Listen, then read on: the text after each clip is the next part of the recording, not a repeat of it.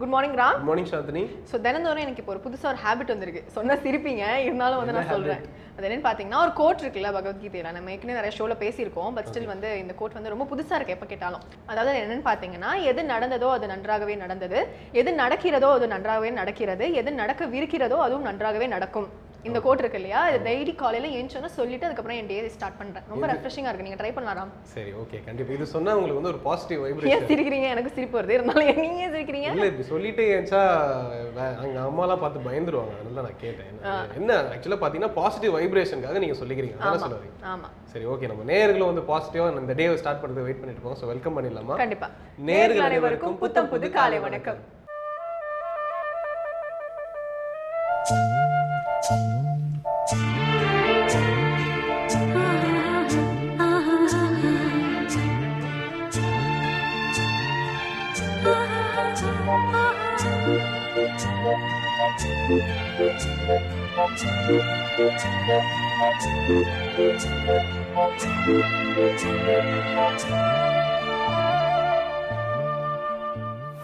சாந்தினி, இப்போ நான் நிகழ்ச்சியில் என்ன பண்ண போறேன் அப்படின்னு பார்த்தீங்கன்னா, எனக்கு ரொம்ப பிடிச்ச ஒரு கோட் சொல்ல போறேன். சொல்லுங்க. என்ன கோட் அப்படின்னு பார்த்தீங்கன்னா, efficiency is doing the things right, effectiveness is doing the right things. ஏதாவது புரிஞ்சுதா? ஒண்ணுமே புரியல, நீங்களே புரியுற மாதிரி சொல்லிருங்க பாப்போம். அதாவது எஃபிஷியன்சி அப்படின்னா என்னன்னு பார்த்தீங்கன்னா, இப்போ உங்ககிட்ட ஒரு விஷயம் கொடுத்து இதை நீங்க பண்ணுங்க, ஒரு வேலையை கொடுத்து இதை நீங்க பண்ணுங்க அப்படின்னு சொன்னாங்க வச்சுக்கோங்களேன். சொன்ன வேலையை கரெக்டா இந்தாப்பா அப்படின்னு சொல்லி நீங்க பண்ணிட்டீங்கன்னா அது வந்து எஃபிஷியன்சி.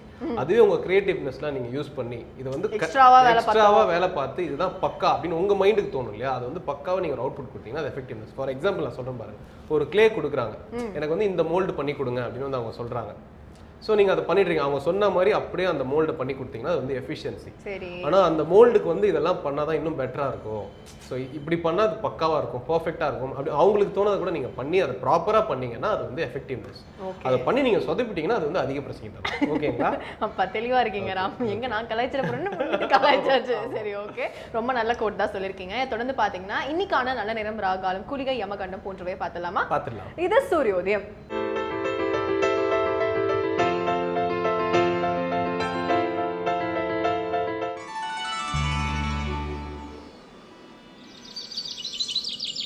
இன்று 19/11/2015 வியாழக்கிழமை, மன்மத வருடம் கார்த்திகை மாதம் 3ஆம் தேதி. இன்று சூரியோதயம் 6:11. ராகு காலம் பகல் 1:30 மணி முதல் 3 மணி வரை. யமகண்டம் காலை 6 மணி முதல் 7:30 மணி வரை. குளிகன் காலை 9 மணி முதல் 10:30 மணி வரை. திதி அஷ்டமி. நட்சத்திரம் மாலை 4:51 வரை அவிட்டம், பிறகு சதயம். சுப ஓரைகள் காலை 9 மணி முதல் 12 மணி வரை, பகல் 1 மணி முதல் 2 மணி வரை, மாலை 4 மணி முதல் 6 மணி வரை. சந்திராஷ்டமம் கடகராசிக்கு. ஸோ நாம் ஏற்கனவே வந்து விரல் எதுக்காக மோதிரம் போடுறோம் அப்படின்றத வந்து ப்ரெஷர் பாயிண்ட், அக்குபஞ்சர் பாயிண்ட் இதெல்லாம் பேசியிருக்கோம் இல்லையா. பட் ஒவ்வொரு விரல்லையுமே அந்த காலத்துல மோதிரம் போட்டுருப்பாங்க. சில பேர் 5 விரலையுமே கொஞ்சம் வசதியானது. அப்பா இப்போ கூட போட்டுட்டு சுத்துறாரு. அப்படியா? உங்க அப்பா பாவம் பார்த்தாருன்னா ரொம்ப ஃபீல் பண்ணுவாரு. இல்ல, அவர் வந்து செழிப்பா இருக்கேன் அப்படின்றதுக்காக அதை போட்டுட்டு சுத்துறாரு. ஆக்சுவலி வந்து ஒவ்வொரு விரலுக்குமே வந்து ஒரு ரீசன் இருக்கு. நான் 2 விரலுக்கு மட்டும் கஷ்டப்பட்டு மனப்பாடம் பண்ணிட்டு வந்திருக்கேன், நான் அது மட்டும் சொல்றேன். ஆக்சுவலி தம் ஃபிங்கர் இருக்கு இல்லையா, அது ஆக்சுவலி நம்ம பிரெயினோட கனெக்ட் ஆகுதான். ஸோ இந்த இடத்துல இருக்க ப்ரெஷர் பாயிண்ட் வந்து நேரா நர்வ்ஸ் வந்து பிரெயின் கனெக்ட் ஆகிறதுனால பிரெயின்ல இருக்க நியூரான்ஸ் வந்து ஆக்டிவேட் ஆகுது. ஓகே. ஸோ அதனால உங்க பிரெயின் நல்லா வேலை பார்க்கணும் அப்படின்னா இந்த ஃபிங்கர்ல வந்து நீங்க எல்லாம் ரிங் போட்டுக்கலாம். போட்டே ஆகணும் அப்போ கண்டிப்பா. நம்ம 2 பேருமே போட்டாகணும். ஓகே. அடுத்ததா பாத்தீங்கன்னா அதே மாதிரி தம் ஃபிங்கர்ல வந்து நீங்க ரிங் போடுறதுனால வந்து லவ் அண்ட் அட்ராக்ஷன் வந்து ஜாஸ்தியா இருக்குமா. ஏன்னா வந்து காடஸ் ஆஃப் லவ் அப்படின்னு சொல்லுவாங்களாம் இந்த ஃபிங்கரை. இதுவும் தம் தானா? ஆமா, இதுவும் தம். ரொம்ப காம்ப்ளிகேட்டடா இருக்கு, போடுறதா வேணாமா இப்போ யோசிக்க வேண்டியதா வச்சிட்டீங்க. ஏன் லவ்வே உங்களுக்கு பிடிக்காதா? அப்படிலாம் நான் சொல்லுங்க. சரி, ஓகே. அடுத்ததா பாத்தீங்கன்னா இண்டெக்ஸ் ஃபிங்கர். இண்டெக்ஸ் ஃபிங்கர் பொதுவா வந்துட்டு எதுக்கு கனெக்ட் ஆகுது அப்படின்னா நம்ம நர்வ்ஸ் எல்லாமே வந்து கரெக்டா ஒர்க் ஆகணும் அப்படின்னா வந்துட்டு நீங்க வந்து இண்டெக்ஸ் ஃபிங்கருக்கு வந்து கான்சென்ட்ரேட் பண்ணி ரிங் போட்டீங்க அப்படின்னா ஒர்க் ஆகும். இல்ல, பொதுவா 4 ஃபிங்கர்ல தான மோதிரம் போடுறாங்க, அதுக்கு என்ன காரணம்? அதுக்கு என்ன வந்து நம்ம ஹார்ட்டுக்கு வந்து கனெக்ட் ஆகுதான். அது இங்க இருந்து போற நர்வ்ஸ் வந்து நம்ம ஹார்ட்டுக்கு கனெக்ட் ஆகுறதுனால இட்ஸ் க்ளோஸ் டு ஹார்ட் அப்படின்றதுனால கல்யாணத்துல நல்லா இருக்கும். ஆமா, சோ அதனால கல்யாணத்துலாம் வந்து இந்த ஃபிங்கர்ல வந்து ரிங் போட சொல்லுவாங்க. ஓகே, சூப்பரான ஃபேக்ட்ஸ் தான் சொல்லிருக்கீங்க. இதை தொடர்ந்து பாத்தீங்கன்னா அபிராமி அந்தாதில இருந்து ஒரு பாடலுக்கு விளக்கம் சொல்லிருக்காரு இலக்கிய மிகு திரு ஸ்ரீனிவாசன் வந்திருக்காரு. அவர் என்ன சொல்றாரு பாத்துலாமா? கண்டிப்பா. இது அபிராமி அந்தாதி.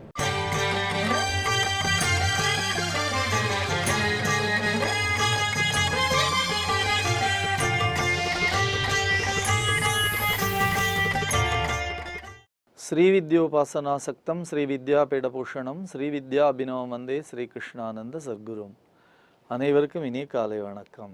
அபிராமி அந்தாதி அற்புத தமிழ் பாக்களை நாம் தொடர்ந்து சிந்தித்து கொண்டிருக்கிறோம். பராசக்தியினுடைய தியான நிலை, அவளுடைய அற்புதமான திரு உருவத்தை மனதிற்குள்ளே பதித்து வைத்து கொள்வதற்கான பழக்கம் வேண்டும். அந்த பழக்கத்தை அருள் செய்யக்கூடிய அருமையான பாடல். இந்த பாடலின் மூலமாக நாம் திரும்ப திரும்ப இந்த பாடலை சொல்லிக்கொண்டே தியானம் செய்வதற்கான ஒரு மிகப்பெரிய நல்ல பழக்கத்தை ஏற்படுத்தி கொள்ள வேண்டும் என்பதற்கான பாடல். சின்னஞ்சிறிய மருங்கினில் சாத்திய செய்யப்பட்டும் பெண்ணம்பெரிய முலையும் முத்தாரமும் பிச்சு மொய்த்த கண்ணங்கரிய குழலும் கண் மூன்றும் கருத்தில் வைத்து தன்னந்தனி இருப்பார்க்கு இது போலும் தவமில்லையே என்ற அருமையான பாடல். பராசக்தியினுடைய பரங்கருணை, அவளுடைய திருவுருவ தியானத்தை மிக அழகாக அபிராமி பட்டர் நமக்கு விளக்கி தருகிறார். இறைவனை புறத்திலே பார்ப்பது வேறு, அகத்திலே பார்ப்பது வேறு. அகத்திலே இறைவனை பார்ப்பதற்கான பயிற்சி தான் நாம் புறத்திலே ஆலயங்களுக்கு செல்வது.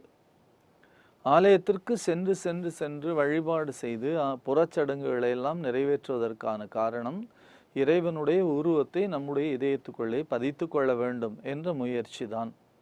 நம்முடைய இந்து சமயத்தை பொறுத்த வரைக்கும் நிறைவான வழிபாடு எது என்று கேட்டால் அருவ வழிபாடு, உருவமற்ற தன்மை. பகவான் ராமகிருஷ்ணன் சொல்லுவார், உருவமற்ற வழிபாட்டை நாம் செய்வதற்கான அடிப்படை உருவ வழிபாடு. ஒரு கட்டடம் கட்ட வேண்டுமானால் அந்த கட்டடம் கட்டுவதற்கான அடிப்படை சாரங்கள் அவசியமானது. அந்த சாரங்களை போட்டு அந்த சாரங்களின் அடிப்படையிலே தான் நாம் கட்டடங்களை உருவாக்குகிறோம். ஆனால் கட்டிடம் உருவான பிறகு எவ்வாறு சாரங்களை பிரித்து ஓரமாக வைத்து விடுகிறோமோ அதுபோல நாம் உருவத்தின் மூலமாக, உருவத்தின் வழியாக, உருவத்தின் துணையோடு நாம் அருவத்தை வழிபாடு செய்வதற்கான முயற்சி தொடங்குகிறோம். நம்முடைய முயற்சியினுடைய நிறைவு பாதை எது என்று கேட்டால் அருவ வழிபாடு, உருவமற்ற தன்மை. சுத்தமாக உருவமே கிடையாது. மாணிக்க வாசகருடைய திருவாசகம் அத்தகைய ஒரு வழிபாட்டை தான் நமக்கு சொல்லித் தருகிறது. ஏதவன் ஊர் ஏதவன் பேர் ஆருற்றார் ஆரயலார் ஏதவனை பாடும் பரிசு என்று சொல்லுவார். மாணிக்க வாசகர் நிறுவிய திருப்பெருந்துறை என்று சொல்லக்கூடிய ஆவுடையார் கோவிலிலே முழுமையாக உருவமற்ற இறைவனைத்தான் அவர் அங்கே பிரதிஷ்டை செய்திருக்கிறார். இறைவிக்கு 2 பாதங்கள் மட்டும்தான். ஆனால் இறைவி தரிசனத்தை தொடர்ந்து நாம் ஆலயத்தை சுற்றி வலம் வருகிற பொழுது சிவபெருமானுடைய சன்னிதானத்திலே எந்த உருவமும் கிடையாது, வெறும் ஆவுடை மட்டும்தான். அந்த இறைவனை அங்கே நம்முடைய ஆத்மாவாக பிரதிஷ்டை செய்திருக்கிறோம். அந்த ஆத்மாவாக பிரதிஷ்டை செய்வதனாலே தான் அந்த இறைவனுக்கு பெயர் ஆத்மநாதர் என்று பெயர். சித்தமலம் அறிவித்து சிவமாக்கி என்னை ஆண்ட அத்தன் எனக்கு அருளியவாறு ஆறு பெறுவார் அச்சோவே என்று சொல்லுவார். இப்படி உருவமற்ற வழிபாடு, அந்த உருவமற்ற வழிபாட்டிற்கான பயணம்தான் இந்து சமயத்தினுடைய அடிப்படை. அது எதன் மூலமாக உருவமற்ற வழிபாட்டை நாம் பெற முடியும் என்று சொன்னால், தியானத்தை மனதிற்குள்ளே கொண்டு வந்து திரும்ப திரும்ப இறைவனுடைய திரு உருவத்தை நாம் பதித்து கொண்டு அப்படியே அந்த திரு உருவம் ஜோதியாக மாறி அப்படியே பரவெளியாக மாறுவது. அப்படியே பரவெளியாக மாதிரி எல்லா இடத்திலும் பராசக்தி இருக்கிறாள் என்ற ஒரு மிகப்பெரிய மெய் உணர்வை நாம் பெறுவதற்கான அருமையான பாடல் இந்த பாடல். பராசக்தியினுடைய திரு உருவத்தை நினைத்து பார்க்கிறோம். மிக அழகாக சொல்லுவார் திருமூலர், முகத்தில் கண்கொண்டு காண்கின்ற மூடர்கள் அகத்தில் கண்கொண்டு காண்பதே ஆனந்தம். மகட்கு தாய் தன் மணாளனோடு ஆடிய சுகத்தை சொல்லுவது சொல்லுமாறு எங்கனே என்று கேட்பார். நாம் முகத்திலே கண்கொண்டு பார்த்து கொண்டே இருக்கிறோம். கொஞ்சம் கடுமையாக சொல்லுகிறார், முகத்தில் கண்கொண்டு காண்கின்ற மூடர்கள் என்று சொல்லுகிறார். திரும்ப திரும்ப திரும்ப நாம் வயது முழுக்க ஆலயத்திற்கே சென்று கொண்டே இருப்பது எந்த வகையான நன்மையை தரும் என்று தெரியாது என்று சொல்கிறார். ஏனென்றால் ஆலயத்திற்கு செல்வதற்கான நோக்கம் நாம் இறைவனை நம்முடைய மனக்கண்ணுக்குள்ளே பிரதிஷ்டை செய்ய வேண்டும் என்பதற்காகத்தான்.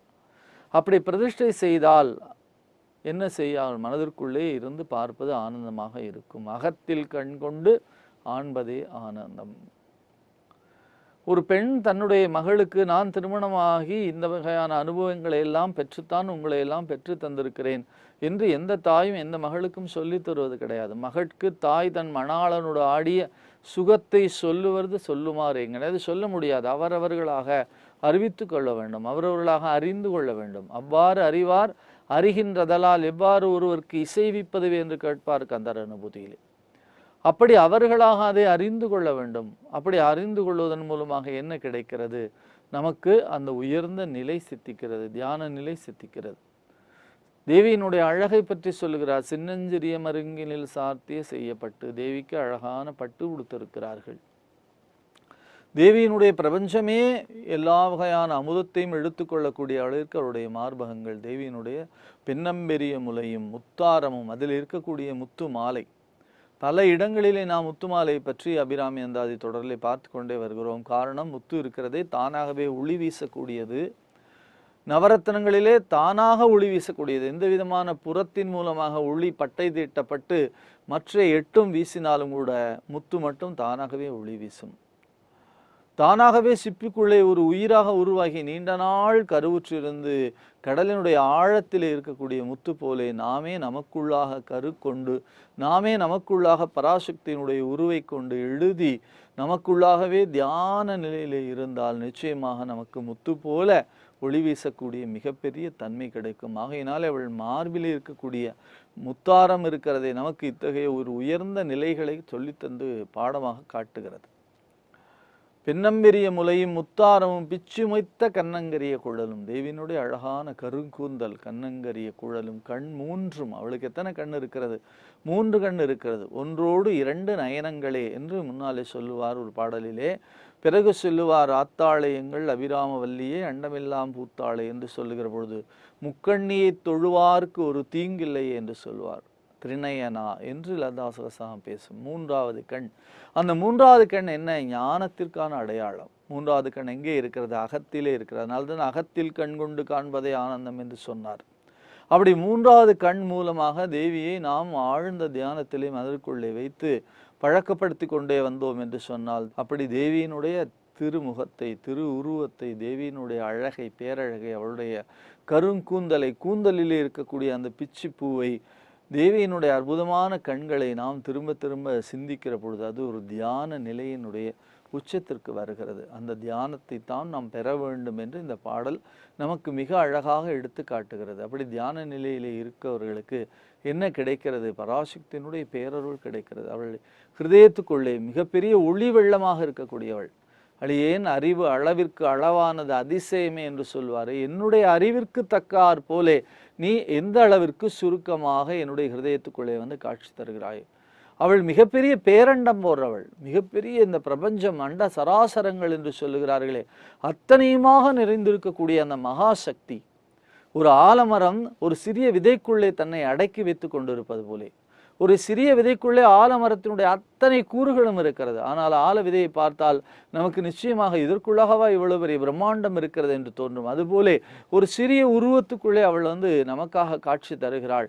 ஆனால் அந்த சிறிய உருவத்திலே இருந்துதான் மிகப்பெரிய பிரம்மாண்டமான பிரபஞ்சம் தோன்றுகிறது. உலகு 7 பருவரை 8 எட்டாமல் இரவு பகல் சூழும் சுடர்க்கும் நடுவே கிடந்து சுடர்கின்றது என்று சொல்லுகிறாரே, அந்த அளவிற்கு மிகப்பெரிய பிரம்மாண்டமாக தேவி பராசக்தி காட்சி அளிக்கிறாள். அத்தகைய ஒரு உயர்ந்த நோக்கம், உயர்ந்த விஷயத்தை நம்முடைய ஹிருதயத்துக்குள்ளே கொண்டு வந்து நாம் பதித்து வைத்தால் நிச்சயமாக மெய் உணர்வு நமக்கு மேலோங்கி பொய் உணர்வு நமக்கு தாழ்ந்து போகும். அப்படி மெய் உணர்வு மேலோங்குவதற்கு பராசக்தியினுடைய தியானத்தை, உருவத்தை, அவளுடைய திரு உருவத்தை, அந்த பேரழகை நம்முடைய மனதிற்குள்ளே பதித்து வைத்து கொள்ளக்கூடிய மிகப்பெரிய பேற்றினை பெற்றவர்களாக நாம் இருக்கிறோம். அப்படிப்பட்ட பேர் யாருக்கு கிடைக்கும்? தன்னந்தனி இருப்பார்க்கு இது போலும் தவமில்லையே. யார் தன்னந்தனியாக இருக்கிறார்களோ, யார் தேவியினுடைய திரு உருவத்தை மனதிற்குள்ளாக பதித்து கண்ணீர் வெடித்து தனியாக இருந்து அந்த பேரானந்தத்தை அனுபவிக்கின்றார்களோ அவர்களுக்கு நிச்சயமாக பராசக்தியினுடைய கருணை கிடைக்கும். அத்தகைய ஒரு ஆற்றல் நிறைந்த இந்த தியான பாடலை நாம் திரும்ப திரும்ப சொல்லுவதன் மூலமாக தேவியினுடைய பரங்கருணை பெறுபவர்களாக இருக்கிறோம். அழகான பாடல். சின்னஞ்செறிய மருங்கினில் சார்த்திய செய்யப்பட்டும் பெண்ணம்பெரிய முலையும் முத்தாரமும் பிச்சு மொய்த்த கண்ணங்கரிய குழலும் கண் 3 கருத்தில் வைத்து தன்னந்தனி இருப்பார்க்கு இது போலும் தவமில்லையே. இந்த அற்புதமான பாடலை சொல்வதன் மூலமாக நாம் மெய் உணர்வு, பொய் உணர்வு போய் மெய் உணர்வு மேலோங்கி மிக அருமையான பராசக்தியினுடைய பரங்கருணையை தியானித்து கொண்டே இருப்போம். வாழ்க்கையிலே சகல நலன்களும் நமக்கு மேலோங்கும் என்பதிலே எந்த விதமான ஐயமுமே இல்லை. பராசக்தியினுடைய பரங்கருணையினாலே அபிராமி அந்தாதியினுடைய அற்புத தமிழ் பாக்களை தொடர்ந்து சிந்திப்போம். நாளை சந்திப்போம். நன்றி, வணக்கம். ஸோ சாந்தினி, குளிர்காலம் ஆரம்பிச்சிருச்சு இல்லையா? ஸோ இந்த குளிர்காலத்துக்கு ஏற்ற மாதிரி ஒரு பியூட்டி டிப் உங்களுக்கு நான் சொல்கிறேன். என்ன அப்படின்னு பார்த்தீங்கன்னா, ஸ்கின்லாம் பார்த்தீங்கன்னா ட்ரை ஆகிடும். இப்போ பொதுவாக நம்ம குளிர் பிரதேசம் போயிட்டு வந்து வச்சுக்கோங்களேன், ஒரு 2 நாள் போயிட்டு வந்தால் கூட ஸ்கின்லாம் வந்து தோல்லாம் அப்படியே உரிய ஆரம்பிச்சிடும் இல்லையா? அது காரணம் வந்து ஸ்கின் வந்து ட்ரை ஆகிறது தான். அதுக்கு என்ன பண்ணலாம், வீட்லேயே என்ன பண்ணலாம் அப்படின்னு பார்த்தீங்கன்னா, தேங்காய் இருக்கு இல்லையா? தேங்காய் அரைச்சி அதை ஸ்க்ரப் மாதிரி ஃபேஸில் ஒரு 10 மினிட்ஸ் அப்ளை பண்ண வச்சுக்கோங்களேன். அப்ளை பண்ணிட்டு வாஷ் பண்ணிட்டோம் அப்படின்னா வந்து ஸ்கின் வந்து த்ரூ அவுட் த டே வந்து மாய்ஸ்சரைஸ் ஆகிருக்கும். ஓகே, ஸோ இது நீங்கள் சொன்னீங்க இல்லையா, எங்கள் அம்மா ஆக்சுவலி ஒன்று ட்ரை பண்ணுவாங்க.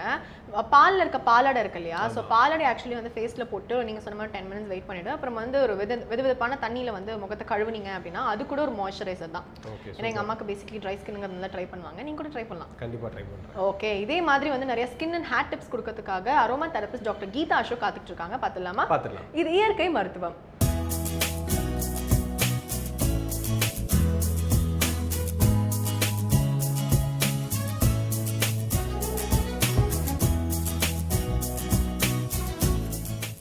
வேந்தர் டிவி நேயர்களுக்கு வணக்கம். நான் கீதா அசோக், அரோமா தெரபிஸ்ட். இயற்கை மருத்துவத்தில் இன்றைக்கி தலையில் வரக்கூடிய தலையாய பிரச்சனை அப்படின்னு சொல்லலாம். தலையில் இருக்கக்கூடிய பெயின், லைஸ், பெரிய பிரச்சனைங்க. ஸ்கூல் போகிற குழந்தைகள் அவங்களுடைய பேரண்ட்ஸ் வந்து பெரும்பாலும் வேதனைப்படுறது, கிரம்பிள் பண்ணுறது இந்த லைஸ் ட்ரீட்மெண்ட்டு. இது வந்து அரோமா தெரப்பியில் பெடிகுலோசிஸ் தெரப்பி அப்படிங்கிற பேரில் ட்ரீட்மெண்ட் கொடுக்கலாம். அதாவது அரோமா தெரப்பியோ இல்லை நேச்சுரல் தெரப்பியோ நீங்கள் வந்து பெயினுக்கு நீங்கள் எடுக்கிறப்ப பார்த்தீங்கன்னா அது லெஸ் டாக்ஸிக் அப்படின்னு சொல்லலாம். இப்போ நீங்கள் கமர்ஷியல் ட்ரீட்மெண்ட்ஸ் நீங்கள் வந்து பெயினுக்கு எடுக்கிறீங்க, ஒரு கெமிக்கல் ட்ரீட்மெண்ட் எடுக்கிறீங்க அப்படின்னா டெஃபினட்டாக அதில் வந்து அது வந்து டாக்ஸிக் அப்படின்னு தான் சொல்லலாம். பெயினை அது க்ளீன் பண்ணால் கூட மற்ற பிரச்சனைகள் நம்ம கொண்டு வரும். இது வந்து பார்த்திங்கன்னா ஒரு இயற்கையான மருத்துவத்தில் நீங்கள் வந்து பெயினுக்கு ஒன்று அரோமா தெரப்பியாவோ இல்லை வேறு இயற்கை மருத்துவங்களோ நீங்கள் எடுக்கிறப்ப பார்த்தீங்கன்னா அது வந்து லெஸ் டாக்ஸிக்காக இருக்கும். அதே நேரத்தில் இப்போ பெயின் அப்படிங்கிறது பார்த்தீங்கன்னா ஒரு மாதிரி பிளட் சக்கிங் இன்செக்ட் அப்படின்னு சொல்கிறது. நம்ம எப்படி அட்டையை சொல்கிறோம் அந்த மாதிரி ரத்தத்தை உரியக்கூடிய விஷயங்களில் பெயின் அஃப்கோர்ஸ் மற்றும் ரொம்ப சின்ன அளவில் இருக்குது. அது வந்து பிளட் சக்கிங் இன்செக்ட் அப்படின்னு சொல்லலாம். இது வந்து நமக்கு வந்து பார்த்திங்கன்னா பெயின் என்ன பிரச்சனைகள்னால், ஒன்று ஒரு பெரிய அரிப்பு இருந்துகிட்டே இருக்கும், அண்ட் அதோடைய கழிவுகள் வந்து பேட் ஸ்மெல் கொடுக்கும். இதை தாண்டி என்ன இருக்கும் அப்படின்னு பார்த்தீங்கன்னா, ஸ்கால்பில் சின்ன சின்ன சின்ன டைனியாக சின்ன சின்ன துவாரங்கள் விழுகிறது கூட அது ஒரு பெரிய காரணமாக இருக்கும். ஸோ ஸ்கால்பில் வரக்கூடிய டிஸார்டர்ஸ்க்கு வந்து அது ஒரு பெரிய காரணமாக இருக்கும். சரி, நீங்கள் பெயினுக்கு வந்து நீங்கள் வந்து மருந்து சொல்கிறோம், அரோமா தெரப்பியில் சொல்கிறோம், இயற்கை மருத்துவத்தில் சொல்கிறோம், இவ்வளோ கெமிக்கல் ட்ரீட்மெண்ட்டில் கமர்ஷியல் ட்ரீட்மெண்ட்ஸில் சொல்கிறோம், எல்லாமே பண்ணால் கூட பெயினை வந்து ஒழிச்சிட முடியுமா அப்படின்னு கேட்டால், பெயின்களை மட்டும்தான் இந்த மருந்து வந்து ஒழிக்குமே ஒழிய நெட்ஸுன்னு சொல்லக்கூடிய அதோடைய முட்டைகள் அதை வந்து ஒழிக்க முடியாது. ஸோ அந்த ஒழிக்க முடியாதுன்னா அந்த நெட்ஸை வந்து நீங்கள் வந்து சின்ன சின்ன பேம்பரிங் மூலமாக அதை வந்து நெட்ஸை வந்து நம்ம வந்து களைய முடியும். அண்ட் ரெகுலர் கோமிங், அதாவது வாரி விடுறது, அதில் மட்டும்தான் அந்த பெயின்லேருந்து வரக்கூடிய நெட்ஸ், அந்த கிரேஷ் ஒயிட்டாக இருக்கக்கூடிய ஈறுகள், அதை வந்து ஒழிக்க முடியும். அதை விட்டுட்டு நீங்கள் மருந்து ரீதியாக நீங்கள் ட்ரை பண்ணுறப்போ திரும்ப திரும்ப உங்களுக்கு பெயின் இருக்கிறதுக்கு காரணம் ஏன்னா உடனே அது ப்ரீட் ஆகிடும். அதற்கு காரணம் பெயினை ஒழிக்கும், முட்டையை ஒழிக்காது. அப்போ அந்த முட்டைகள் வந்து அப்படியே தங்கிரும், திரும்ப திரும்ப திரும்ப வந்துகிட்டே இருக்கும். ஸோ இது நீங்கள் எப்படி பெயினை ஒழிக்கலாம், முட்டைகளை எப்படி ஒழிக்கலாம் அப்படிங்கிறத நம்ம பார்க்கலாம். நீங்கள் இயற்கையான முறையில் வந்து பெயினை ஒழிக்கணும் அப்படின்னா உங்களுக்கு வந்து நாட்டு மருந்து கடைகளில் சம்பங்கி விதைன்னு கிடைக்கும். இந்த சம்பங்கி விதையை எடுத்து நீங்கள் என்ன பண்ணுங்கள், ஒரு 200 கிராம் சம்பங்கி விதை வாங்கிக்கோங்க. அது ரொம்ப அப்படியே ஒரு வெல்வெட் மாதிரி இருக்கும் அந்த விதைகளே. நீங்கள் பார்க்குறப்ப பார்த்தீங்கன்னா ஒரு பிளாக்கும் ஒய்லெட்டும் கலந்து ஒரு கிளாஸியாக இருக்கும் அந்த விதைகள். தடவி பார்த்தாலே பார்த்தீங்கன்னா அப்படியே ஒரு வெல்வெட்டி ஃபினிஷ், அப்படியே சாஃப்டாக இருக்கும். அது பார்க்கவே அழகாக இருக்கும் அந்த சம்பங்கி விதை. இந்த சம்பங்கி விதை நல்லா நிறைய எல்லா ஊர்லேயும் நாட்டு மருந்து கடையில் கிடைக்கும். அதை என்ன பண்ணுங்கள், நீங்கள் ஒரு 200 ml பியோர் கோகனட் ஆயில் எடுத்துக்கோங்க, தேங்காய் எண்ணெய். இதில் வந்து என்ன பண்ணுங்கள், இந்த சம்பங்கி விதையை அதை வந்து என்ன பண்ணுவாங்க, கல் வச்சு ஒரு பேப்பரில் ஃபோல்ட் பண்ணிவிட்டு கல் வச்சு அதை இடிப்பாங்க. இல்லைன்னா நீங்கள் கையில் நல்லா க்ரஷ் பண்ணலாம். உங்களால் க்ரஷ் பண்ண முடியல அப்படின்னா ஒரு மஸ்லின் கிளாத் அல்லது ஒரு பேப்பரில் வச்சு நல்லா ஃபோல்ட் பண்ணிக்கோங்க. ஒரு கல் வச்சு நல்லா இடிச்சிங்கன்னா அந்த சீட்ஸ் எல்லாம் நல்லா இடிபட்டுரும். அதை வந்து நீங்கள் என்ன பண்ணுங்கள், தேங்காய் எண்ணெயில் போட்டுருங்க. தேங்காய் எண்ணெயில் போட்டுட்டு ஒரு 5 days அதை நல்லா ஷேக் பண்ணி வச்சுருங்க, குலுக்கி வச்சிடணும். அது எடுக்க வேணாம் அந்த எண்ணெயை. 5 நாளில் பார்த்தீங்கன்னா அந்த சம்பங்கி விதையோட தன்மை எல்லாமே உங்களுக்கு அந்த தேங்காய் எண்ணெயில் கலந்துருக்கும். அதுக்கப்புறம் என்ன பண்ணுங்கள், இது கொஞ்சம் நீங்கள் எஃபோர்ட் எடுக்கணும். ஏன்னா குழந்தைகளுக்கு அதை பெர்மனெண்ட்டாக நீங்கள் போக வைக்கணும்னா நீங்கள் ஒரு எஃபோர்ட் எடுத்து தான் ஆகணும். அதுக்கு என்ன பண்ணுங்கள், டெய்லி நைட்டு அந்த குழந்தைகளுக்கு இந்த எண்ணெயை வந்து அப்ளை பண்ணிடணும். இந்த சம்பங்கி விதை ஊறிய தேங்காய் எண்ணெய் இதை நீங்கள் டெய்லி நைட்டு ஒரு பஞ்சில் தொட்டு கூட நீங்கள் ஸ்கேல்ப் ஃபுல்லாக தடவிட்டு, ஏன்னா நீங்கள் முடியில் கூட தடவ வேண்டியதில்லை. பெயின் வந்து உங்களுக்கு வந்து ஸ்கேல்ப்பில் தான் இருக்கும், ஈறுகள் தான் உங்களுடைய முடிகளில் இருக்கும். ஈறுகளுக்கு நான் தனியாக சொல்கிறேன். அப்போ அந்த பெயின் போகிறதுக்கு என்ன பண்ணணும்னா, நீங்கள் வந்து ஸ்கேல்ப்பில் நல்லா அந்த எண்ணெயை தொட்டுட்டு நல்லா வாரி விட்டுருங்க. நல்லா வாரி விட்டுட்டு தலையை வந்து ஜடையை பின்னிட்டு நைட் படுக்க வச்சுருங்க. டெய்லி மார்னிங் லியூக்வார்ம் வாட்டரில், கோல்டு வாட்டர் வேண்டாம், லிட்டில் பிட் ஹாட்டாக இருந்தால் கூட பரவாயில்ல, லியூக்வார்ம் வாட்டரில் ஹேரை வந்து நல்லா ஷாம்பு போட்டு வாஷ் பண்ணிடுங்க. இதே மாதிரி ஒரு 3 to 5 days என்ன பண்ணி பாருங்கள். லைவாக இருக்கக்கூடிய அந்த லைஸ் எல்லாமே கீழே வந்துடும். அதாவது நீங்கள் திரும்ப நீங்கள் வாஷ் பண்ணிவிட்டு கொஞ்சம் தண்ணியெல்லாம் போனதுக்கப்புறம் நீங்கள் வந்து பெரிய கோமில் சிக்கெல்லாம் எடுத்துகிட்டு பேன் வாரி பாருங்கள், எல்லா பேனும் வெளியே வந்துடும். 3லேருந்து 5 நாட்களுக்குள்ளே இருக்கிற அந்த பெரிய பேன்கள் எல்லாமே வெளியே வந்துடும். ஓகே, நீங்கள் நிட்ஸை வந்து எப்படி சரி பண்ண முடியும் அந்த முட்டைகள் அப்படின்னா, ஆப்பிள் சிடர் வினிகர், இந்த வினிகர் எடுத்துக்கோங்க. அப்படி வினிகர் கிடைக்காத ஊரில் இருக்கிறவங்க முள்ளங்கி, இந்த சிவப்பு முள்ளங்கியோட சாறு எடுத்துக்கோங்க. மிக்சியில் நல்லா கிரைண்ட் பண்ணி அதை பிழிஞ்சு எடுத்திங்கன்னா அந்த சாறு வரும்.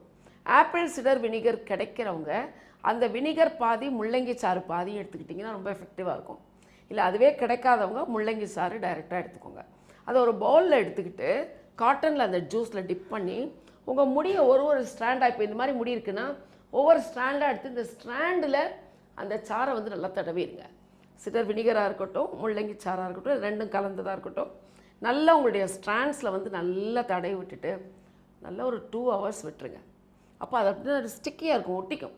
உங்கள் முடியில் போய் அந்த சாறு இறங்கி முடியெல்லாம் அப்படியே ஒட்டி ஒட்டி ஒட்டி ஒட்டி குச்சி குச்சியாக அப்படியே நிற்கும். அந்த மாதிரி விட்டுட்டு அதுக்கப்புறம் இதே மாதிரி ஒரு லியூக்வார்ம் வாட்டரில் நீங்கள் வந்து ஹேர் வாஷ் பண்ணுங்கள். இது டெய்லி இருக்கிற மாதிரி பார்த்துக்கோங்க. ஸ்கூல்லேருந்து குழந்தைகள் வந்ததுக்கப்புறம் ஈவினிங் ஒரு 1/2 hour மெனக்கேட்டிங்கன்னா இது நீங்கள் பண்ணலாம். இது நீங்கள் பண்ணுறப்ப என்ன ஆகும், முடியில் ஒட்டிக்கிட்டு இருக்க எல்லா ஈறுகளும் கொட்டிடும். அப்போ இது ஒரு 10-15 நாள் நீங்கள் தொடர்ந்து இதை பண்ணுறப்போ ஈறுகளும் போயிடும், பேன்களும் போயிடும். அப்போ திரும்ப தலை வந்து சுத்தமாக ஒரு பேன் கூட இல்லாமல், ஒரு ஈறு கூட இல்லாமல் உங்கள் தலை வந்து சுத்தமாக இருக்கும். இந்த மாதிரி நீங்கள் வந்து மெனக்கடணும். பொதுவாக பெடிக்ளோசிஸ் ட்ரீட்மெண்ட் என்கிட்ட கேட்டு வர்றவங்களுக்கு கூட நான் என்ன சொல்வேன்னா, வாரி விடுங்க. ஏன்னா பேனுக்கு நீங்கள் சிகிச்சையாக போகிறத விட வாரி விடுறது ரொம்ப நல்லது. இந்த சம்பங்கி விதை இல்லாமல் என்ன சொல்லுவாங்கன்னா வில்வம், அதுவும் வந்து பேனுக்கு ரொம்ப நல்லது. அப்புறம் வசம்புன்னு சொல்லுவாங்க இல்லையா, இந்த வசம்பும் துளசியும் நல்லா அரைச்சி தலையில் ஒரு பேக்காக போட்டு 1 மணி நேரம் வச்சுட்டு அதுக்கப்புறம் வாஷ் பண்ணி பாருங்கள். அதுவும் உங்களுக்கு பேனுக்கு வந்து ரொம்ப எஃபெக்டிவாக இருக்கும். வசம்பு அண்டு துளசி, வசம்பை நல்லா இடித்து பவுடர் பண்ணிக்கோங்க, அதோட துளசி சேர்த்து மிக்சியில் கிரைண்ட் பண்ணி அந்த பேஸ்ட்டை ஹேர் பேக் மாதிரி ஸ்கேல்பில், அதாவது உங்களுடைய பெயின் சரியாகணும் அப்படின்னா உங்கள் ஸ்கேல்பில் நீங்கள் அப்ளை பண்ணணும். இதை நீங்கள் அப்ளை பண்ணிவிட்டு வாரி விட்டு பாருங்கள், கண்டிப்பாக உங்கள் தலையிலேருந்து பெயின் போயிடும். அரோமா தெரப்பியில் நீங்கள் என்ன பண்ணலாம் அப்படின்னா, ஆலிவ் ஆயில் எடுத்துக்கோங்க. ஒரு 50 ml olive oil, 50 ml coconut oil, ரெண்டையும் கலந்து வச்சுக்கோங்க. இதில் என்னென்ன ஆயில் நீங்கள் போடலாம் அப்படின்னா, தைம், இந்த தைம், அப்புறம் பேசில்ங்கிறது துளசியிலிருந்து எடுக்கக்கூடிய ஆயில், தைம் ஆயில் எடுத்துக்கோங்க, பேசில் ஆயில் எடுத்துக்கோங்க, அண்ட் யூகேலிப்டஸ் ப்ளூ கம் ஆயில். அது வந்து பேனை கொல்லக்கூடிய தன்மை அந்த எண்ணெய்க்கு உண்டு.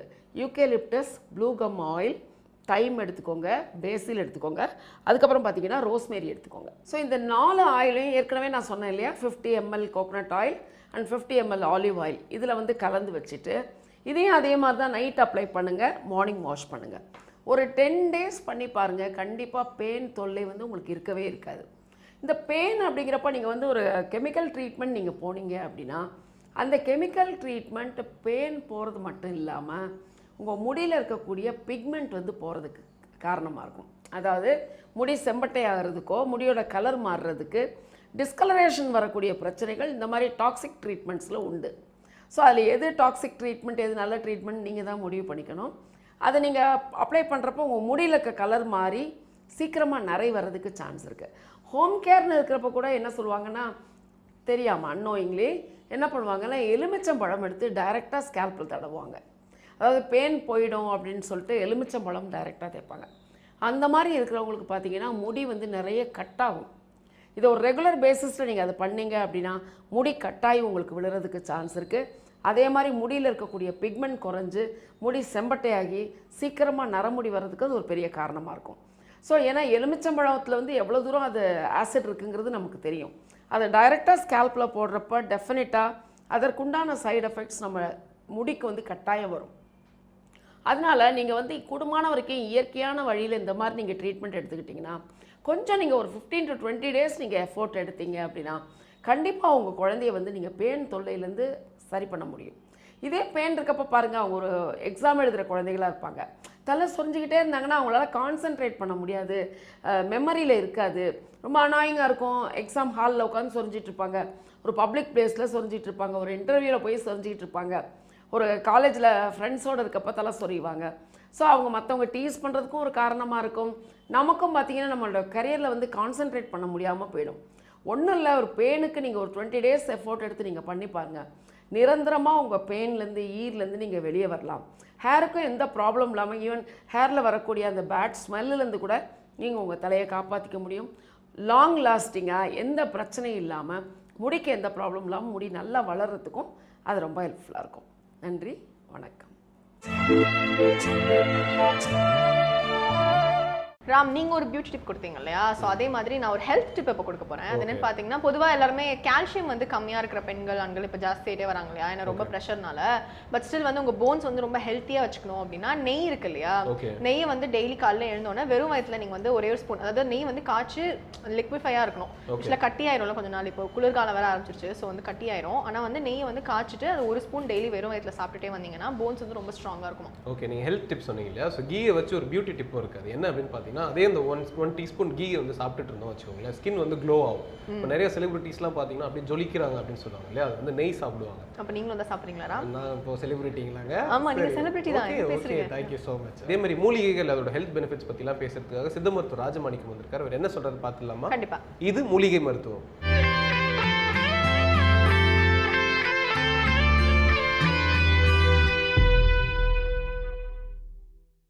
உலகெங்கும் உள்ள வேந்தர் டிவி நேயர்களுக்கு காலை வணக்கம். இப்போ நம்ம பார்க்குற மூலிகை மருத்துவம் வந்து குழந்தைகளுக்கு வந்து இருமல். இந்த குழந்தைகளுக்கு இருமல் வந்துடுச்சுன்னா நம்ம தூங்கவும் முடியாது, குழந்தையும் தூங்காது, எந்த ஒரு வேலையும் வராது, வேலையும் நடக்காது. நீங்கள் பார்த்தீங்கன்னா குழந்தை இருமிக்கிட்டே இருந்துச்சுன்னா குடும்பத்தில் சண்டை வந்துடும், கணவன் மனைவிக்குள்ளே சண்டை வந்துடும். என்ன நீ புள்ள வளர்க்குற, என்ன இதை கவனிக்கலன்னுவாங்க. குழந்தைக்கு வர்றது இயற்கை, அதுக்கு வந்து எந்த வகையில் வருதுன்னு நம்ம சொல்ல முடியாது. ரத்த குறைபாடுகள் இருக்கும். இன்றைக்கி சாப்பிட்ற உணவுகள் எதுவுமே சத்தில்லா உணவுகள். அன்னைக்கு சாப்பிட்டது குழந்தைகளுக்கு வந்து சும்மா விளையாட்டாகவே கம்பை வேக வச்சு அதில் கொஞ்சம் பனை வெல்லத்தை போட்டு பெரட்டி திங்க கொடுப்பாங்க. சோளத்தை வந்து நல்லா வேக வச்சு திங்க கொடுப்பாங்க. இந்த மாதிரி கொடுக்கும்போது அது வந்து ஊக்கமாக இருந்துச்சு. இன்றைக்கி எல்லாமே வந்து மாவு தன்மையாக கொடுத்து கரைச்சி எதையாவது ஒன்று போட்டு கொடுக்குறாங்க, அது வந்து வயிற்றுக்கு சேராமல் போயிடுது. இன்றைக்கி பால் வந்து பொடியாக வாங்கிட்டு வந்து அதை கலந்து கொடுக்குறாங்க, அது வயிற்றுக்கு சேராமல் போயிடுது. இதெல்லாம் சேர்ந்து பிள்ளைக்கு உடம்பு வந்து குறைஞ்சி போய் இருமலாக மாறிடுது. இருமலாக மாறும்போது அதுக்கு வந்து இருமல் வந்து இருமிக்கிட்டே இருக்கும்போது கக்குவானா வந்து கக்க ஆரம்பிச்சிடும். அந்த கக்கிட்டு இருக்கும்போது அந்த குழந்தைக்கு எதுவுமே உணவே போகாது, எதை கொடுத்தாலும் இருமல் நிற்காது. அந்த நிற்காமல் இருக்கும்போது அந்த குழந்தைக்கு வந்து ரொம்ப வந்து பலவீனமாயிரும், காய்ச்சல் வந்துடும். அந்த காய்ச்சலை சரி செய்யவும் முடியாது. இருமல் மட்டும் இருக்காது, அதோட சேர்ந்து காய்ச்சல் வந்துடும். அந்த குழந்தை வந்து ரொம்ப கஷ்டப்படும், கண்ணெல்லாம் உள்ள பள்ளம் விழுந்துடும், கரு விளையம் வந்துடும். கண்ணில் பார்த்தீங்கன்னா அந்த குழந்தை இருமி அந்த படுத்திருக்கும் போதே அந்த ஒரு முறை இருமும் போது சிறுநீர் வெளியே வந்துடும், மலம் வெளியே போயிடும், அந்த வயிற்றோட்டமே ஆகிடும். அதனால் அந்த குழந்தைங்களால் ஒன்றும் செய்ய முடியாது. சில குழந்தைங்க பார்த்திங்கன்னா தவக்கும் பொழுது அந்த இருமல் வந்துடும். தவக்கும் போது இருமல் வந்துச்சுன்னா அதோடு சேர்ந்து காய்ச்சல் வந்து தவக்க முடியாமல் முட்டியெல்லாம் வந்து படுத்த படுக்கை ஆகிடும்.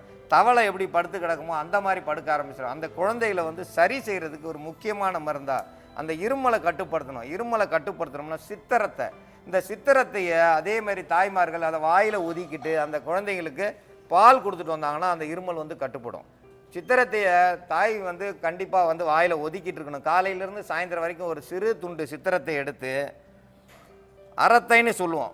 இந்த அரத்தையை வந்து சித்திரத்தைன்னு சொல்லுவோம். இதை வந்து வாய்க்கில் ஒதுக்கி வச்சுக்கிறோம். அது கொஞ்சமாக உடச்சி வாய்க்கில் வைக்கிற அளவுக்கு ஒடிச்சு வச்சுக்கிட்டு கம்முன்னு இருந்தாங்கன்னா இவங்களுக்கு வர இருமல் கட்டுப்படும்.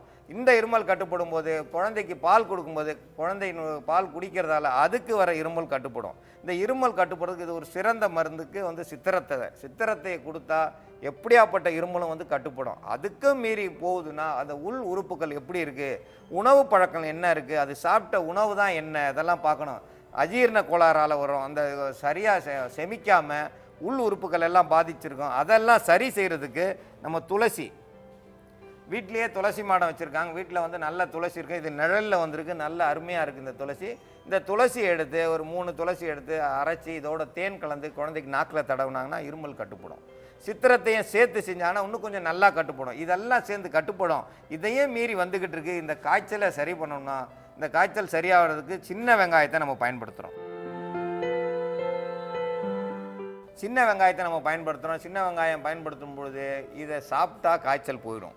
இதை அரைச்சி மேலே தடவுனா காய்ச்சல் வந்துடும்.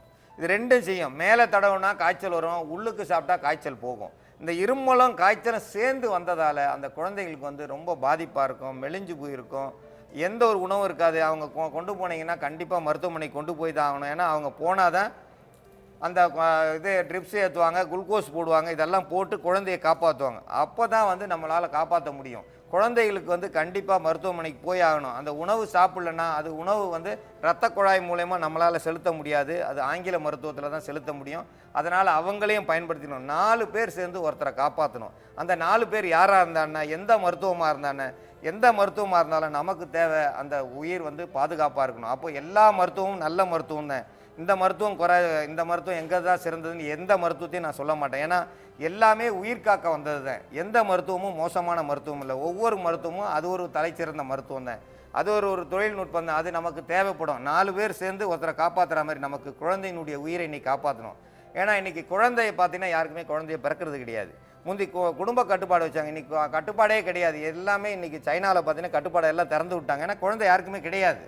ஒரு குழந்தை கூட இப்போ பிறக்கிறது கிடையாது. முந்தி பார்த்தீங்கன்னா 18 குழந்தை பிறந்துச்சு. இந்தியாவில் தமிழ்நாட்டில் அதிகமாக குழந்தை பிறந்துச்சு.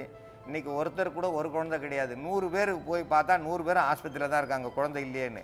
அந்த அளவுக்கு போயிடுச்சு. இந்த உணவு தான் குழந்தையை கருவை அறுத்துக்கிட்டு போகுது. அந்த உணவு முறைகளை மாற்றணும். அதோடு சேர்ந்து நம்ம சின்ன வெங்காயத்தை பயன்படுத்தும் போது அந்த இருமலும் காய்ச்சலும் சேர்த்து சரியாகும். தேன் சாதாரணமாக சொல்லியிருக்கோம், குழந்தைங்க இருக்கிற வீட்டில் கண்டிப்பாக தேன் இருக்கணும். தேனை பயன்படுத்தணும்னா தேன் எடுத்து சாதாரணமாக நாக்கில் தடவிட்டே வந்தோம்னா குழந்தைக்கு இருமல் கட்டுப்படும், சளி கட்டுப்படும், நோய் எதிர்ப்பு சக்தி உண்டாகும். இந்த தேன் உள்ளே போக போக அந்த குழாய்களில் இருக்கிற தொண்டை குழாயின்னு சொல்லுவோம், அந்த தொண்டை குடலுக்குள்ளே இருக்கிற இடத்துல இருக்கிற புண்களை வந்து ஆட்டுறோம். எந்த புண்ணு மேலே நீங்கள் தேனை எடுத்து தடவி பாருங்கள், அந்த புண்ணு ஆறி போயிடும். அதேமாதிரி தேனை குடிச்சோன்னா உள்ளே இருக்கிற புண்கள் வரும். புண்ணு ஆனால் தான் இருமலே வரும். குடலில் சிறு சிறு புண்கள் இருக்கும்போது அது எரிச்சலை உண்டாக்கி அவங்களுக்கு வந்து இருமல் வரும். அந்த குழந்தைகள் வந்து இருமல் வந்து கட்டுப்படணும்னா எந்த மருந்தாக இருந்தாலும் தேனில் கொடுங்க. தேனில் கொடுத்தீங்கன்னா இருமல் கட்டுப்படும். இப்போ குழந்தைகளுக்கு இருமல் வராமல் இருக்கிற மருந்தை இப்போ நம்ம தயாரிப்போம்.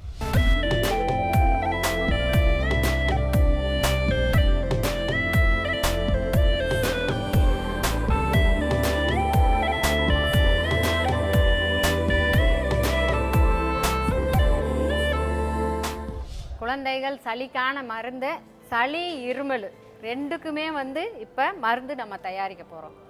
ஏன் குழந்தை இருமிக்கிட்டு இருக்குனாக்கா, அது தண்ணி வந்து வெந்நீர் குடிச்சிட்டு வராமல் பச்சை தண்ணிக்குள்ளே விளையாண்டுருக்கோம், மழையில் நனைஞ்சிருக்கோம், இல்லை தாய்ப்பால் கொடுக்குற பிள்ளைங்க குடிக்கிற குழந்தைங்களுக்கு சளி பிடிச்சி அந்த சளி வந்து பழுத்து வெளியே வராமல் இருமிக்கிட்டே இருக்கும். அது சாப்பிட்ற உணவு எல்லாமே பாலை வாந்தி எடுத்துக்கிட்டே இருக்கும், தூங்காது, பால் குடிக்காது. அதுமாரி குடித்தாலும் வந்து மூக்கு வலியும் வாயு வலியும் வந்து இருமுறும் போதே வந்து அந்த கட்டியாக வந்து கக்கிட்டு இருக்கும் பால். இதெல்லாம் வந்து அப்படி இருக்கிற குழந்தைங்களுக்கும் 1 வயசு வரைக்கும் உள்ள குழந்தைங்களுக்கும் வந்து சளி பிடிச்சிருக்குது. அந்த குழந்தைங்களுக்கான இருமலுக்கும் சளிக்கும் சேர்ந்து இப்போ நம்ம மருந்து தயாரிக்க போகிறோம். நம்ம வீட்டிலையே இருக்கிற சமையலுக்கு பயன்படுத்துகிற சின்ன வெங்காயத்தை 2 பல்லு எடுத்துக்கிட்டால் போதும். அதை தோல் நீக்கிட்டு அதை இடித்து சாறு எடுத்துக்கிடுவோம். அதோட ஒரு 5 துளசி இலை, 5 இலை மட்டும் துளசி இலை சேர்த்து கூட 2 சேர்த்து எடுத்து சாறு எடுத்துக்கிறோம்.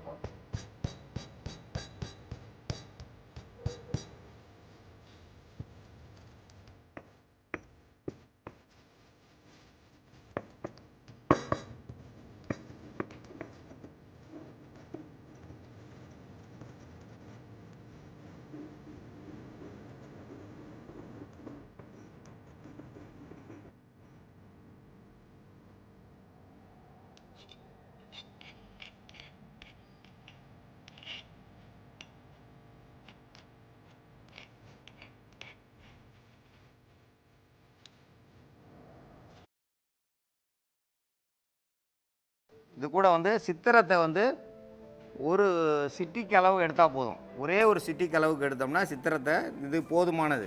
அதிக அளவு தேவையில்லை சித்திரத்தை.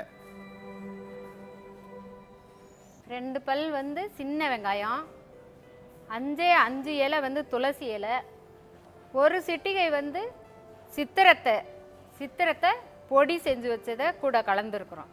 இது எல்லாமே வந்து காரமாக இருக்கும். அந்த காரம் வந்து குழந்தைங்களுக்கு போய் நேரடியாக கொடுத்தா சாப்பிடாது. நம்ம தேவையான அளவுக்கு தேனை கூட சேர்ந்து கலந்து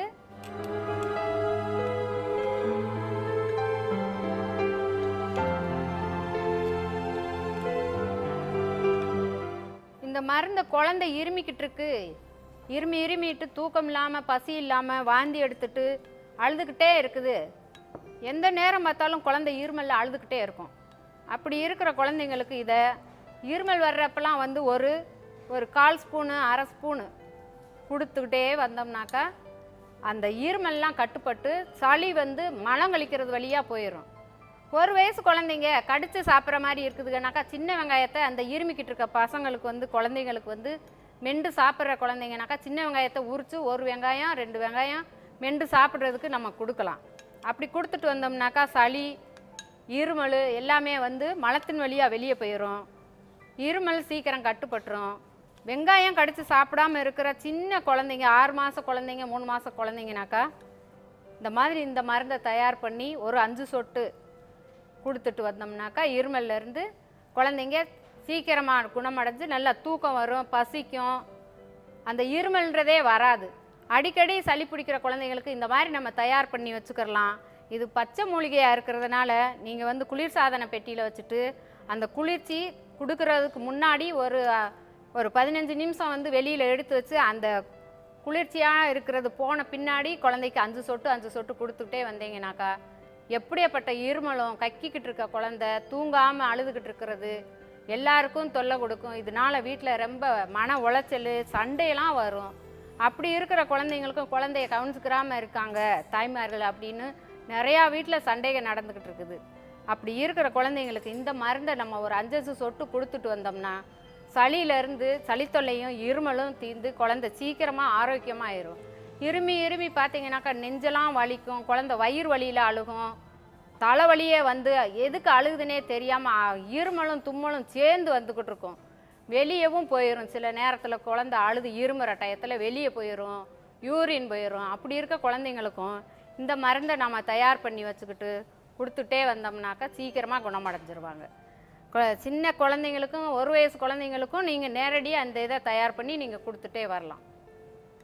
இந்த இருமல் மருந்து வந்து குழந்தைகளுக்கு மட்டும் இல்லை பெரியவங்களும் சாப்பிடலாம். காய்ச்சலையும் இது சரி செய்யக்கூடியது. இருமல், காய்ச்சல், சளி இது 3த்தையும் சரி பண்ணக்கூடியது. இது பெரியவங்களும் சாப்பிடலாம். பெரியவங்கன்னா அந்த குழந்தையினுடைய தாய்க்கு இதில் வந்து 1 கரண்டி அளவு கொடுத்தோம்னா அது சாப்பிட்டாங்கன்னா அந்த இருமல் அவங்களுக்கு இருக்காது. அவங்க தாய்ப்பால் கொடுக்கறதால குழந்தைக்கும் அந்த இருமல் இல்லாமல் போயிடும். குழந்தைகளுக்கு இதில் தொட்டு நாக்கில் தடவுனா போதும், அப்படியே காய்ச்சல் 10 நிமிஷத்தில் காய்ச்சல் நின்றுடும். காய்ச்சல் நின்றுச்சுன்னா அந்த குழந்தைக்கு வந்து இருமலே இருக்காது. இருமல் வந்து அந்த கக்குவான இருமல்னு சொல்லுவாங்க. அந்த கக்கிக்கிட்டே இருக்க எதை சாப்பிட்டாலும் அந்த கக்கிறதெல்லாம் குறைஞ்சிரும். அந்த மலம் வழியாக எல்லா சளிகளும் வெளியாகும். சளி எல்லாம் வெளியாகும்போது நல்லா ஜீரணிக்கிற தன்மை வந்துடும். மீண்டும் வந்து குழந்தை நல்லா தூங்க ஆரம்பிக்கும். குழந்தை தூங்க ஆரம்பிச்சுனாலே உடம்பு வந்து நல்லாயிட்டு வருதுன்னு அர்த்தம். தூங்காமல் இருமிக்கிட்டு இருந்துச்சுன்னா அந்த குழந்தைக்கு அதிக அளவு துன்பம் இருக்குன்னு அர்த்தம். அப்போ வந்து தூங்கணும்னா அந்த காய்ச்சல் குறையணும்னா அந்த இருமல் கட்டுப்படணும்னா சளியே இருக்கக்கூடாது. எல்லாத்தையும் இது சரி செஞ்சிடும். எல்லாத்தையும் சரி செய்கிறதுக்கு தான் இந்த மருந்தை கொடுக்குறோம். இந்த மருந்தை கொடுக்கும்போது குழந்தை எவ்வளவு மோசமாக இருந்தாலும் சரியாயிடும். குழந்தைக்கு எவ்வளவு மோசமான இருமலாக இருந்தாலும் சரியாயிடும். மீண்டும் வந்து பழைய நிலைக்கு வரும், நல்லா பால் குடிக்க ஆரம்பிச்சிடும். இந்த மருந்தை வந்து குறைஞ்சது 3 நாளாவது கொடுக்கணும். 3 நாளில் இது சரியாகக்கூடியது. இந்த மருந்தை குழந்தைகளுக்கு கொடுத்து இருமல் இல்லாமல் பார்த்துக்கவும்.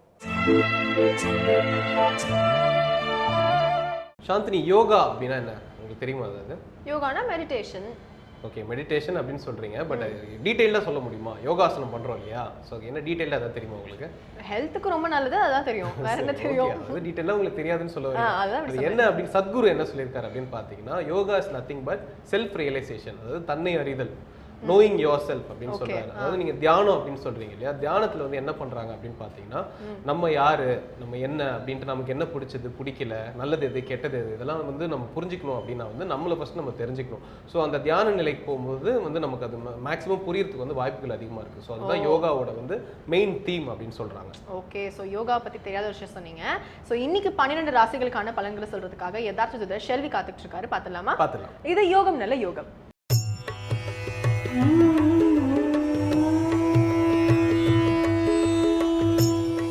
வேந்தர் டிவி நேயர்களுக்கு அனைவருக்கும் இனிய காலை வணக்கம். யோகம் நல்ல யோகம் நிகழ்ச்சியில் ஒவ்வொரு நாளும் உங்களை சந்திப்பதில் மகிழ்ச்சி அடைகின்றேன். இன்றைய நாளானது பார்த்தீர்கள் என்றால் 19ஆம் தேதி 11ஆவது மாதம் 2015ஆம் ஆண்டு கார்த்திகை மாதம் 3ஆம் நாள் வியாழக்கிழமை. மேஷம் முதல் மீனம் வரை உள்ள ராசி நேயர்களுடைய தினப்பலன்களை பார்ப்போம். முதலாவதாக பார்க்கக்கூடிய ராசிக்காரர்கள் மேஷ ராசிக்காரர்கள். மனசஞ்சலங்கள் பரிபூர்ணமாக நிவர்த்தி ஏற்படக்கூடிய நாள். கண்டிப்பாக பணத்தினால் ஏற்பட்ட பாதிப்புகள் நிவர்த்தி ஏற்படுவதுடன் பணவரவு மிகப்பெரிய யோகத்தையும் அனுகூலத்தையும் பெற்றுத்தரும். தொடர்ச்சியாக காணப்பட்ட இந்த பலவித முயற்சிகள் உங்களுக்கு பெரும் வெற்றியும் அனுகூலத்தையும் ஏற்படுத்தி தரும். தொட்டது தொடங்கக்கூடிய காலகட்டமாக காணப்படுகிறது. எதிர்பார்க்காத இடத்திலிருந்து நல்ல செய்தி வருவதுடன் புதிய பொருள் சேர்க்கைக்காக முழுவதுமாக முதலீடு செய்வதோ அட்வான்ஸ் கொடுப்பதோ போன்ற விஷயங்கள் உங்களுக்கு ஏற்றத்தை ஏற்படுத்தும். அடுத்ததாக பார்க்கக்கூடிய ராசிக்காரர்கள் ரிஷப ராசிக்காரர்கள். உத்தியோகம், தொழில் அமைப்பு தடைகள் எல்லாம் நிவர்த்தி ஏற்படும். படிப்படியாக நல்ல முன்னேற்றம் ஏற்படும். உத்தியோகத்தில் காணப்பட்ட இந்த சங்கடங்கள் பரிபூர்ண நிவர்த்தி ஏற்படலாம். உத்தியோகத்தில் இடமாற்றம், உங்களுடைய பதிவு உயர்வுகள் அமைப்புகள் எல்லாம் தைரியமாக பேசலாம். மேலதிகாரிகளுக்கு உங்களுக்கும் இருந்த இடைவெளிகள் அந்யோன்யம் எல்லாம் அதிகரிப்பதற்குண்டான நல்ல காலகட்டமை ஆரம்பிக்கக்கூடிய நாள். அதே சமயம் குடும்ப விஷயத்தில் ஆவேசம் வேண்டாம். வெளிவட்டாரம் மிக பிரமாதமாக இருப்பதை சரியாக பயன்படுத்திக் கொள்ளுங்கள். அடுத்ததாக நாம் பார்க்கக்கூடிய ராசிக்காரர்கள் மிதுன ராசிக்காரர்கள். கண்டிப்பாக தந்தை வழி உறவுகள் விஷயத்தில் சிறிது கவனமாக இருந்தால் போதும். மற்றபடி ஏற்றங்கள் அனுகூலங்கள்லாம் காணப்படுகிறது. கடன் அமைப்பை பைசல் செய்வதற்குண்டான உங்கள் முயற்சிகள் வெற்றி ஏற்படுத்துவதற்குண்டான சாத்தியக்கூறுகள் காணப்படுகிறது. எதிர்பார்க்காத இடத்திலிருந்து நல்ல செய்திகள் கிடைக்கிறது. படிப்படியாக நல்ல முன்னேற்றமும் சீரும் சிறப்பும் ஏற்படுவதற்குண்டான யோக பலத்தை கண்டிப்பாக தரக்கூடிய நல்ல நாளாகவே காணப்படுகிறது. அடுத்ததாக நாம் பார்க்கக்கூடிய ராசிக்காரர்கள் கடகராசிக்காரர்கள். கடகராசிக்காரர்களுக்கு இன்று நாள் முழுவதும் சந்திராஷ்டிரமம் உள்ளதை மட்டும் நினைவில் வைத்து கொண்டால் போதும். பிள்ளைகள் விஷயத்தில் வாக்குவாதம் வேண்டாம். பிள்ளைகளுடைய வண்டி வாகன அமைப்பில் மிக நிதானத்துடன் செல்லுங்கள். தேக ஆரோக்கியமாக இருக்கட்டும், கொடுக்கல் வாங்கல் பிரச்சனையாக இருக்கட்டும், உத்தியோகமாக இருக்கட்டும், நீங்கள் காட்டுகின்ற அலட்சியம் பெரும் பாதிப்புகளை ஏற்படுத்தும். பயணங்கள் வண்டி வாகனத்தில் மிக நிதானத்துடன் இருக்க வேண்டும். சனியின் சஞ்சாரம், சூரியனின் சஞ்சாரம் சிறிது சரியாக இல்லை என்பதனால் வழக்கு போன்ற விஷயங்கள் மிக கவனமாக கையாள்வதே கடகராசிக்காரர்களுக்கு நன்மை தரும். அடுத்ததாக பார்க்கக்கூடிய ராசிக்காரர்கள் சிம்ம ராசிக்காரர்கள். சிம்ம ராசிக்காரர்களுக்கு வெளிவட்டாரம், உத்தியோகம், தொழிலமைப்புகள்லாம் அனுகூலங்கள் காணப்பட்டாலும் மனம் ஒரு மாதிரி சஞ்சலம் அடைவதோ கோபப்படுவதோ காணப்படும். இரத்த பந்த உறவுகளுக்கும் உங்களுக்கு வாக்குவாதங்கள் வேண்டாம். குடும்ப விஷயத்தில் தேவையில்லாத வாக்குவாதங்கள் திடீரென்று ஏற்படும். குடும்ப விஷயத்தில் காணப்படக்கூடிய மன சங்கடங்கள் பெரிய அளவு பாதிப்புகளையும் சங்கடத்தையும் ஏற்படுத்தலாம். குடும்ப விஷயத்தில் மட்டும் சிறிது நிதானத்துடன் இருப்பது பல விதத்தில் ஏற்றத்தை ஏற்படுத்தும். அடுத்ததாக பார்க்கக்கூடிய ராசிக்காரர்கள் கன்னியா ராசிக்காரர்கள். உத்தியோகமாகட்டும், வெளிவட்டாரமாக இருக்கட்டும், கொடுக்கல் வாங்கலாக இருக்கட்டும், சுபகாரிய தடைகளாக இருக்கட்டும், ஒன்றன் பின் ஒன்றாக நல்ல விஷயத்தை எதிர்நோக்கி இருந்தவர்களுக்கு நல்ல நாளாகவே காணப்படுகிறது. நீண்ட நாட்களாக சந்திக்க வேண்டிய இருந்த நபரை சந்திப்பதற்குண்டான முயற்சி வெற்றி ஏற்படும். எடுத்த காரியத்தில் ஜெயம், அனுகூலங்கள், யோகங்கள், நல்ல முன்னேற்றங்கள், படிப்படியாக சீரும் சிறப்பும் ஏற்படுவதற்குண்டான யோக பலன் தொட்டது தொடங்கக்கூடிய காலகட்டமாக காணப்படுகிறது. எதிர்பார்க்காத இடத்திலிருந்து நல்ல செய்தி நிச்சயமாக கிடைக்கும். அடுத்ததாக நாம் பார்க்கக்கூடிய ராசிக்காரர்கள் துலா ராசிக்காரர்கள். துலா ராசிக்காரர்களுக்கு பிள்ளைகள் விஷயத்தில் சிறிது கவனமாக இருந்தால் போதும். பிள்ளைகளுடன் கோபதாபங்கள் வேண்டாம். வயிற்று உபத்திரம் ஏற்கனவே உள்ள துளாராசிக்காரர்கள் அலட்சிப்படுத்த வேண்டாம்.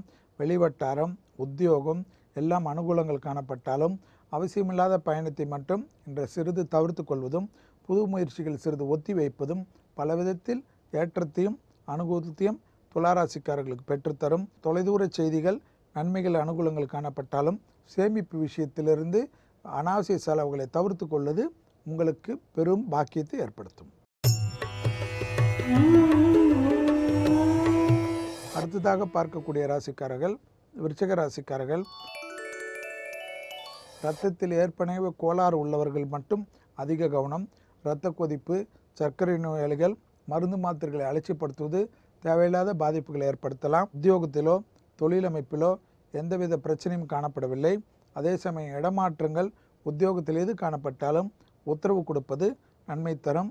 மேலதிகாரிகளுடன் பேச்சுக்கு மறுபேச்சு இல்லாமல் இருப்பது உங்களுக்கு யோகத்தை தரும். அடுத்ததாக பார்க்கக்கூடிய ராசிக்காரர்கள் தனுசு ராசிக்காரர்கள். மிகப்பெரிய யோகமான நாள். மன சந்தோஷங்கள், பிரயாணங்கள், அனுகூலங்கள், தொலைதூர பயணங்கள், மிகப்பெரிய ஆதாயங்கள், நண்பர்கள் வருவது, உறவினர்கள் வருவது, உறவினர்களை சந்திப்பது போன்ற நல்ல விஷயங்கள் எல்லாம் பெரிய அளவுக்கு யோகத்தையும் அனுகூலத்தை பெற்றுத்தரும். சிலருக்கு விடுபட்ட தெய்வ வழிபாடுகள் எல்லாம் நிவர்த்தி செய்யக்கூடிய நல்ல காலகட்டம் ஆரம்பிப்பதை சரியாக முறையாக பயன்படுத்தி கொள்ளுங்கள்.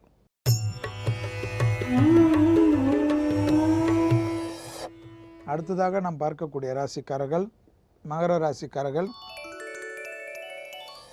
மகர ராசிக்காரர்களுக்கு வாய் வார்த்தைகளில் பெரிய மதிப்பு, சமூகத்திலும் வெளிவட்டாரத்திலும் குடும்பத்திலும் ஏற்படக்கூடிய நாள். சுபகாரியத்தில் இருந்த பிரச்சனைகளுக்கு நிவர்த்தி ஏற்படக்கூடிய நாள். கணவன் மனைவி ஒற்றுமையில் இருந்த குறைபாடுகள் நிவர்த்தி ஏற்படக்கூடிய நாள். நீண்ட தூரம் குடும்பத்தை விட்டு பிரிந்தவர்கள், உத்தியோக நிமித்தமாக தொழில் நிமித்தமாக பிரிந்தவர்கள் ஒன்று சேர்வதற்குண்டான முயற்சிகள் வெற்றி ஏற்படும். எடுத்த காரியத்தில் ஜெயம். எப்பேற்பட்ட பயணங்கள் வந்தாலும் எடுத்துக்கொள்வது யோகத்தை தரும். அடுத்ததாக நாம் பார்க்கக்கூடிய ராசிக்காரர்கள் கும்பராசிக்காரர்கள். கும்பராசிக்காரர்களுக்கு சுபவிரயத்தின் ஆதிக்கம் பெரிய அளவு காணப்படுகிறது. நல்ல முன்னேற்றங்கள் காணப்படுகிறது. தந்தை வழி உறவுகள் விஷயத்தில் தந்தையாருடைய தேக ஆரோக்கியத்தில் அதிக எச்சரிக்கையுடன் இருப்பது நன்மை தரும். இதே காலகட்டத்தில் ஜவாப் ஜாமீனில் மட்டும் சிறிது கவனமாக இருப்பது கும்பராசிக்காரர்களுக்கு பல விதத்தில் அனுகூலமும் நல்ல அமைப்பும் ஏற்படும். அடுத்ததாக பார்க்கக்கூடிய ராசிக்காரர்கள் மீன ராசிக்காரர்கள். பிள்ளைகள் விஷயத்தில் அதிக கவனம். வண்டி வாகனத்தில் மிக நிதானமாக கையாளுமாறு அன்புடன் கேட்டுக்கொள்ளுங்கள். அதே சமயம் படிப்படியாக காணப்படுகின்ற பிரச்சனைகள் நிவர்த்தி ஏற்படுவது மாதிரி இருந்தாலும் திடீரென்று உங்களோட கோபத்தாபத்தினால் அது வளர்ந்து விடும். சிறிய சிறிய விஷயத்திற்கெல்லாம் நிதானத்துடன் இருப்பதே பல விதத்தில் நன்மையும் அனுகூலத்தையும் ஏற்படுத்தி தரும் என்பதை நினைவில் வைத்துக் கொள்ளுங்கள். மீண்டும் நாளை யோகம் நல்ல யோகம் நிகழ்ச்சியில் சந்திப்பதில் மகிழ்ச்சி அடைகின்றேன். நன்றி, வணக்கம். ஸோ ராம், ஐ திங்க் நம்ம எண்ட் ஆஃப் த ஷோக்கு வந்துட்டோம்னு நினைக்கிறேன் ஆஸ் யூஷுவல். ஸோ வந்துட்டு எனக்கு ரொம்ப பிடிச்ச செக்மெண்ட் இன்றைக்கி பார்த்தீங்கன்னா வந்துட்டு நீங்கள் கொடுத்த அந்த பியூட்டி டிப் ரொம்ப நல்லா இருந்தது. நான் வீட்டில் போய் ட்ரை பண்ணலான்னு இருக்கேன். தேங்காய் வரைச்சி எங்கள் அம்மா அரைக்க சொல்லி மூஞ்சில் போட்டு என்ன நடக்குதுன்னு பார்க்க போகிறேன். நீங்கள் உங்களுக்கு என்ன பர்சனல் கீதா ஷோ கொடுத்த பியூட்டி டிப், அது ஸ்கின் அண்ட் ஹேர் கேர் டிப்ஸ்லாம் எனக்கு ரொம்ப பிடிச்சிருந்தது. ஓகே, ரொம்ப பிடிச்சிருந்ததா? ஓகே, இதே மாதிரி நம்ம பேசிட்டு இருந்தோம்னா ஆடியன்ஸ் எழுந்து போயிடுவாங்க. ஸோ நம்ம ஷோ முடிச்சுக்கலாம். அடுத்ததாக பார்த்தீங்கன்னா உலக நடப்பை நாட்டு நடப்பை சொல்கிறதுக்காக வேந்தன் இளங்கதர் காலை செய்திகள் காத்துட்டு இருக்கு. அவங்கள சேர்ந்து நாம பார்ப்போம். இப்போ கிளம்பிடலாம். இதே மாதிரி நிறைய இன்ட்ரெஸ்டிங்கான செக்மெண்ட்ஸோட நாளைக்கு உங்களை வந்து சந்திக்கிறோம். அதுவரை உங்களிடமிருந்து விடைபெறுவது உங்கள் Arjun Raman, Chandni Mathivaran and the entire team of புத்தம் புது காலை. Bye.